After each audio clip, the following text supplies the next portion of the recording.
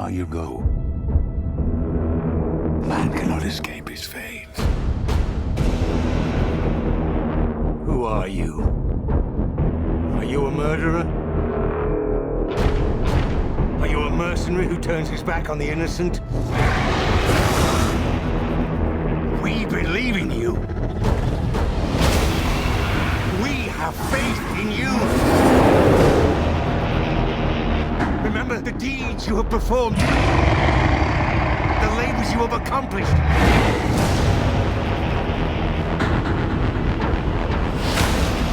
Are you only the legend, or are you the truth?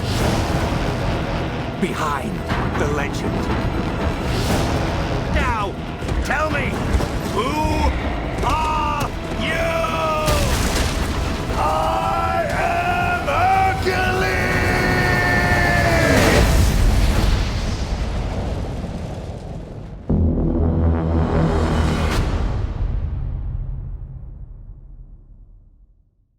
Wow, that trailer delivered. It really did what it needed to do, and it had a very high bar set by the incredible hype that's been building for this movie, despite very little advertising and very little, buzz from the studio. The person who's been orchestrating all this buzz is Dwayne Johnson himself, who's done an excellent job of kind of like giving little hints, little snippets of the film via his Twitter account. And we've been buying it, we've been taking the bait, and we've been rewarded for that with a fantastic, really a phenomenal trailer. I love this trailer.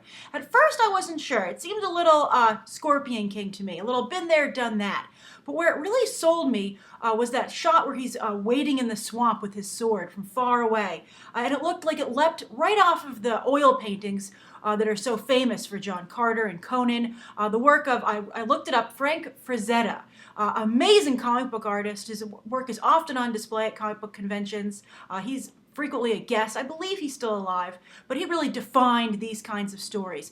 People who've never even read Conan or John Carter are familiar with them through his work. And I would not be surprised if Brett Ratner studied that artwork, because I see a lot of those influences here. And after that shot in the swamp, it just got better and better. When the monster he was fighting revealed itself, when the lion is leaping towards him. It was just really phenomenally done, visually stunning, almost like the predecessor to the successor.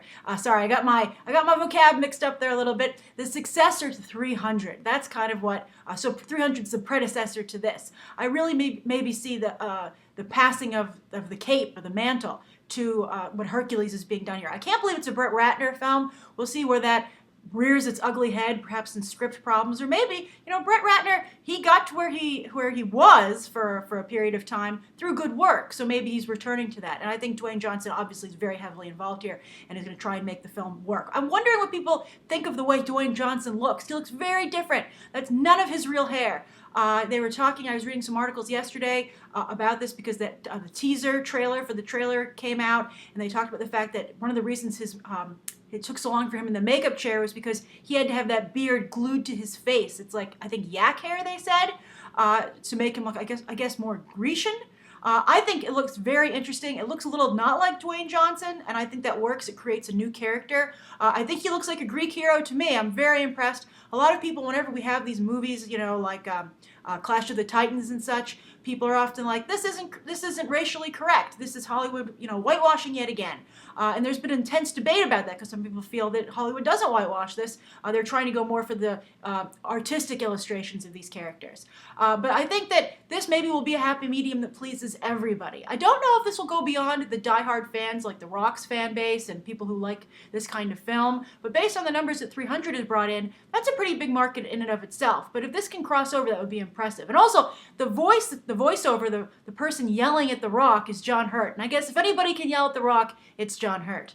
But that seems very interesting. I like maybe where they're going with this. It's based on a comic, which will also maybe might give some people some cause for some reason for concern.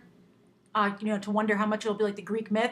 But I'm seeing lots of elements incorporated there from the Greek myth, and I think the comic kind of tells a single adventure that Hercules took, and I think that's what the movie's going to focus on. John Hurt, I did a video about this covering it. You can check it out at the end. I'll put a link to it.